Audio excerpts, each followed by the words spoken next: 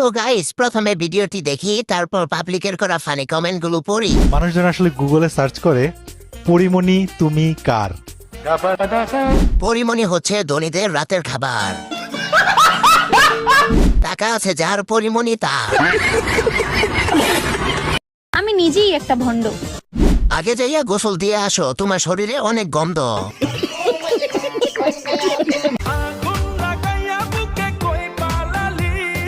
কেউ ওনার উপর হিসু করে বুকের আগুনটা নিভিয়ে দেন।